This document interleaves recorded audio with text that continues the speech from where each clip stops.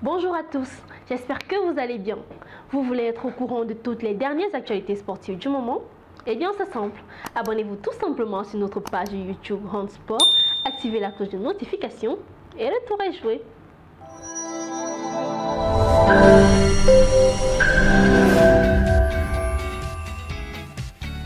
Certains joueurs, soumis aux pressions de leurs clubs employeurs, pourraient renoncer à participer à la Coupe d'Afrique des Nations, dont la prochaine édition aura lieu en Côte d'Ivoire. L'international malien Abdoulaye Doucouré, milieu de terrain du club anglais Everton, s'exprime rarement dans la presse. Son interview publiée le 5 novembre par 90 Football, une application spécialisée, n'est pas passée inaperçue. Le joueur a annoncé qu'il ne participera pas à la prochaine Coupe d'Afrique des Nations qui se déroulera du 13 janvier au 11 février 2024 pour se concentrer sur sa carrière en club. L'histoire ne dit pas si Abdoulaye Doucouré a subi des pressions de son club, lequel a prolongé son contrat d'1 an en mai. Mais à l'approche de la phase finale, il est fort probable que d'autres internationaux africains décideront de s'épargner le voyage en Côte d'Ivoire volontairement ou sur l'insistance des clubs. Ainsi, le Camerounais André Onana, gardien de Manchester United et des Lions indomptables, hésiterait, selon une information du média américain ESPN, à disputer la compétition alors que son club connaît des difficultés.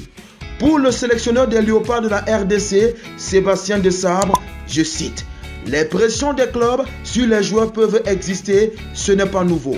Cela ne concerne pas tous les clubs, bien sûr, et dans la très grande majorité, les joueurs ont très envie de disputer la CAN et ils y participent, même si cela peut ne pas plaire à leurs employeurs. » Fin de citation.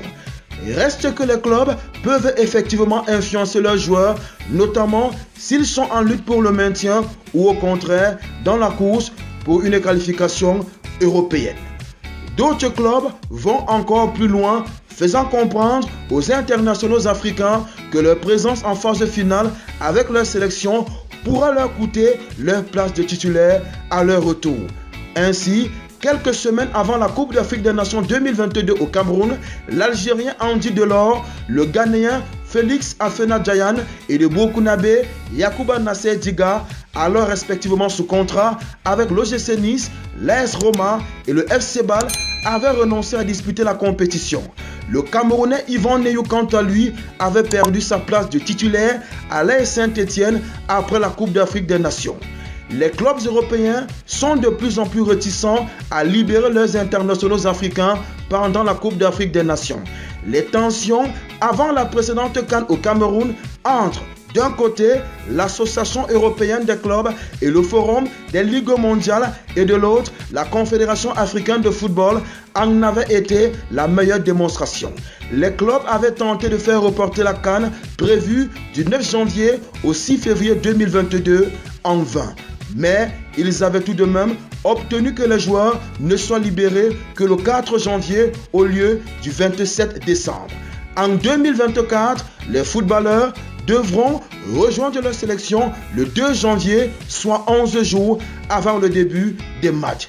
Ces polémiques récurrentes devraient s'éteindre au moins pendant 4 ans, puisque la Coupe d'Afrique des Nations 2025 au Maroc et la Coupe d'Afrique des Nations 2027 en Tanzanie, en Ouganda et au Kenya devraient se dérouler au mois de juin et juillet grâce aux conditions climatiques favorables dans ces régions à cette période de l'année.